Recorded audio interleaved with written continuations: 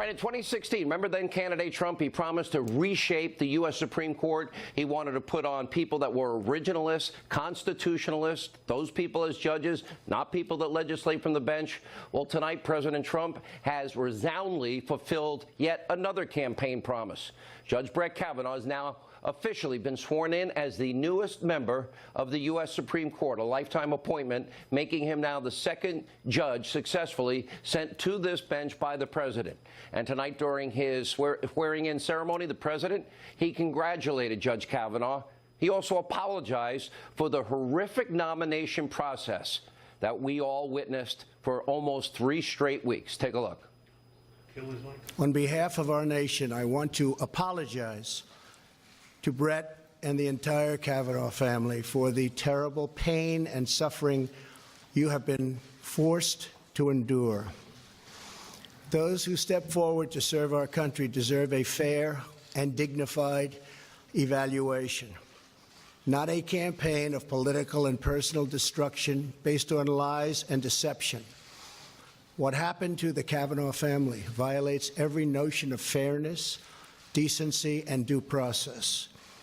Our country, a man or a woman, must always be presumed innocent unless and until proven guilty. Presumption of innocence. It is core to who we are. Judge Brett Kavanaugh had this to say about his historic nomination. Let's take a look at that. Article 3 of the Constitution provides that the judicial power shall be vested in one Supreme Court. The Supreme Court is an institution of law. It is not a partisan or political institution. The justices do not sit on opposite sides of an aisle. We do not caucus in separate rooms. The Supreme Court is a team of 9, and I will always be a team player on the team of 9. I was not appointed to serve one party or one interest, but to serve one nation. America's Constitution and laws protect every person of every belief and every background. Every litigant in the Supreme Court can be assured that I will listen to their arguments with respect and an open mind.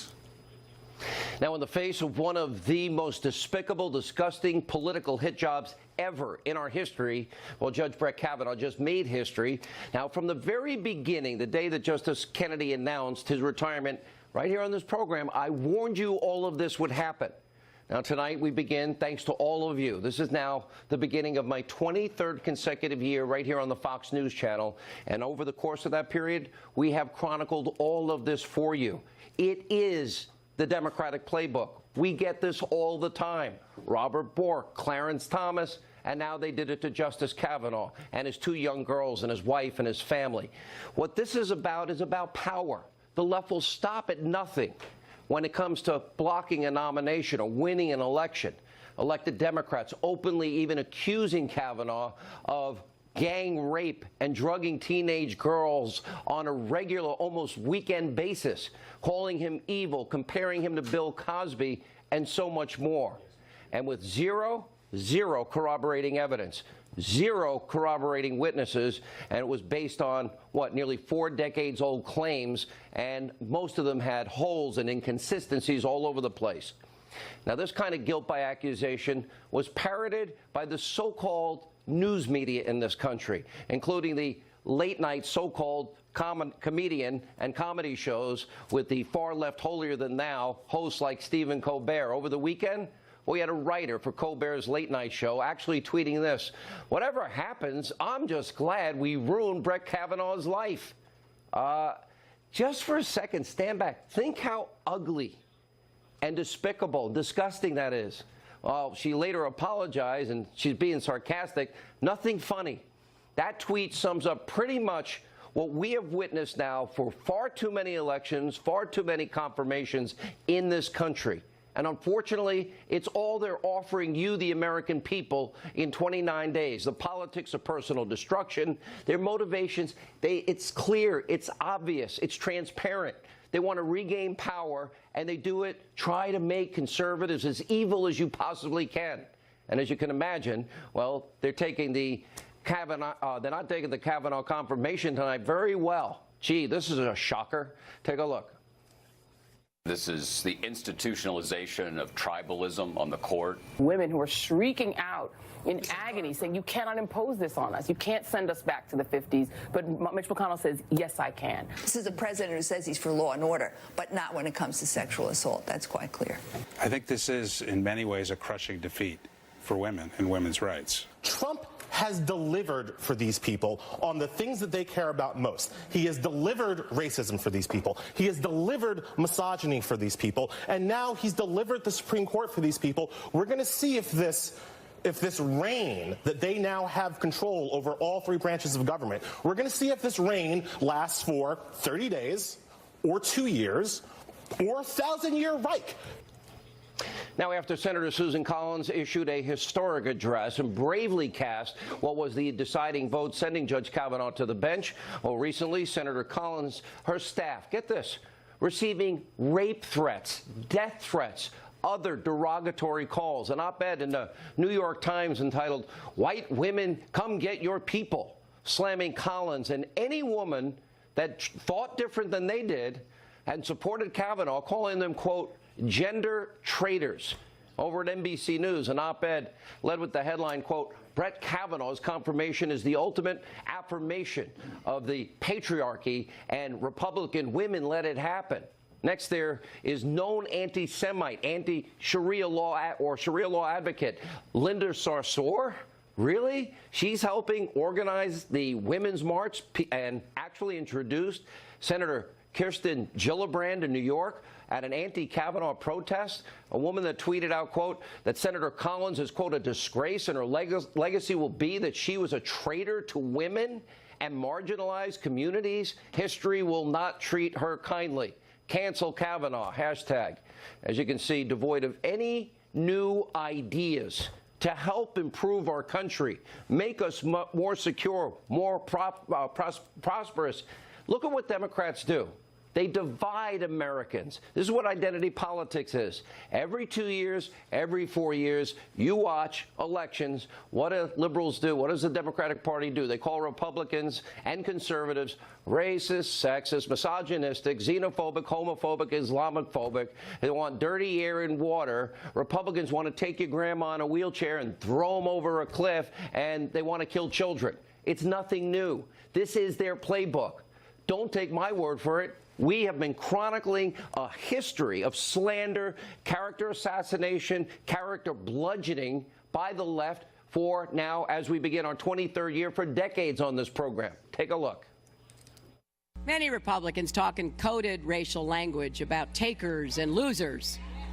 They demonize President Obama and encourage the ugliest impulses of the paranoid fringe. If you accept the support of Klan sympathizers before you are president, you will accept their support after you're president. He's going to let the big banks once again write their own rules.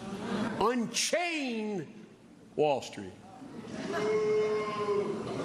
They're going to put you all back in chains. It's wrong what the leader of the Republican Party and this Congress are doing in blocking an accurate census because they don't want to count everyone that they don't think they can count on. They are in favor of affirmative action if you can dunk the basketball or sink a three-point shot.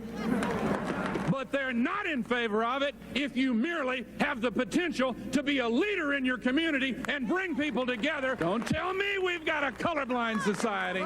June 7, 1998, in Texas, my father was killed. He was beaten, chained, and then dragged 3 miles to his death, all because he was black. So when Governor George W. Bush refused to support hate crimes legislation, it was like my father was killed all over again. When you don't vote, you let another church explode. When you don't vote, you allow another cross to burn.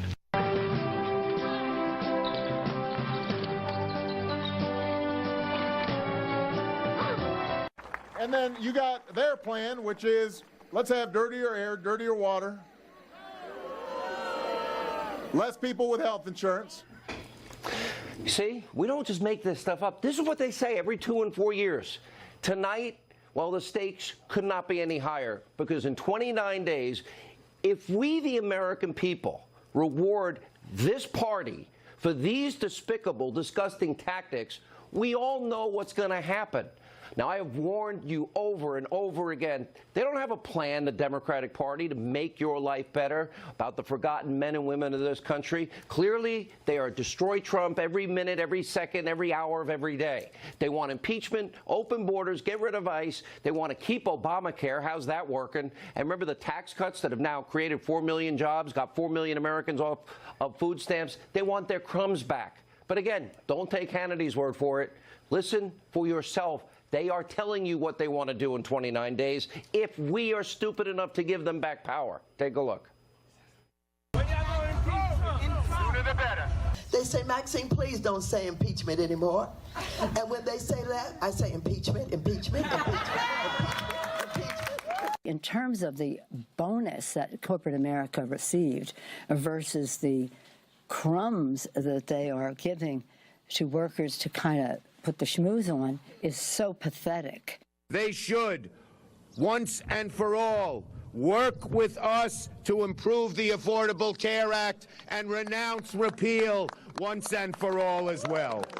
We've got to critically re-examine ICE and its role and the way that it is being administered and the work it is doing, and we need to probably think about starting from scratch. We should protect families that need our help, and that is not what ICE is doing today, and that's why I believe you should get rid of it, start over, reimagine it. 29 days to go until the most important midterms in our country's history. The fate of the country is resting in your hands. We ultimately have the power. So let's set the stage. First, it's so important to remember, the party that controls the presidency has gained seats in the House of Representatives only 3 times in the last 100 years. Last time was in 2002 after 9/11. The stakes have never been this high. So will you, the American people, reward these despicable, disgusting political tactics from a party that has no plan to make your life better? Or will you ask yourself, this simple question: is America better off than we were 2 years ago? Is the country better off? Is America stronger? Is America safer? Is the economy doing better? Is the president keeping promises that he made to you, the American people? Look at your screen. Now, the answer to those questions, you'll never see this on any other show. Well, look at the answers right there. Overwhelming success. The unemployment rate in this country dropped to its lowest level in nearly 50 years. 1969, the Mets won the World Series. It's now at 3.7%. Hispanic unemployment in America, all-time low. We're seeing historic unemployment lows for African Americans, Asian Americans, Hispanic Americans, women in the workforce, youth unemployment. We have record low unemployment now in 14 states out of our 50 states. Manufacturing confidence at an all-time high. By the way, 400,000 new manufacturing jobs brought back to America, jobs Obama said were never coming back. Consumer confidence, all-time high. 4 million fewer people tonight on food stamps than 2 years ago. 8 million people out of poverty. That's happened in 2 years. $3+ trillion spent on securing our borders and building the wall. That's underway. The president kept his promise on NAFTA. He pulled us out of the catastrophic Iranian deal. And don't forget about the historic progress that's going on now. We haven't seen a missile from Little Rocket Man since December of last year. It was like a missile a day being fired by Little Rocket Man. President now making progress. We might be able to have denuclearization of the entire peninsula, in the Korean Peninsula. We have new pipelines that have been opened up. That's American jobs. That's American energy sector now booming in this country. ANWR is now open. Coal miners' jobs have been saved in West Virginia. 2 originalists on the U.S. Supreme Court confirmed. We now have promises made, promises kept. 2 years. President Trump has kept his promise, and again, his agenda is reshaping the country for the better. But tonight, that agenda, 29 days from now, is in jeopardy. Our booming economy in jeopardy. Look closely. If you live in one of those House districts that you see in yellow on your screen, look closely, because those districts are the ones that will decide whether or not Nancy Pelosi will become the next Speaker of the House. Because Pelosi, well, she's already measuring the drapes and planning on what? Endless investigation after investigation, even into the newly appointed Supreme Court Justice, Justice Kavanaugh, sore loser. On top of all the other investigations the House is planning to go after President Trump, 2 years nonstop. They're on a quest. They've been telegraphing it. They want to impeach this president. And all they want is a majority from you to fulfill their seedy dreams. And meanwhile, if you live in one of these states, you're going to decide the future of the United States Senate. By the way, look how close the vote was this weekend. You live in North Dakota, Senator Heidi Heitkamp, well, she gave in to the Democratic mob. She voted against Judge Kavanaugh. And so, too, did Joe Donnelly in Indiana. And so, too, did Bill Nelson in Florida. And so, too, did all of these Democrats, with the exception of one, Joe Manchin of West Virginia. There are no more moderates left in the Democratic Party. There's no diversity of opinion anymore. The Democratic Party has evolved into a party of the radical far left, and they're not thinking about how to help the American people with jobs and security. It's a party that has proven in the last 3 weeks that they have a disdain even for our U.S. Constitution, which should be nonpartisan, which we all love, and basic principles which should unite us, not divide us. Due process, the presumption of innocence. They've now become the party of smears, lies, slander, besmirchment, and bludgeoning. The party of identity politics. Now in 29 days, every American in every corner of this great country, you've got to rise up and send a message. Democrats, their brand of ruthless politics, you cannot reward people for what they do every 2 and 4 years, what they've done the last 3 weeks. If you don't get to the polls and vote, core principles that we all hold dearly are at stake. This is the most important midterm election in our lifetime. All right, joining us now, the author of the brand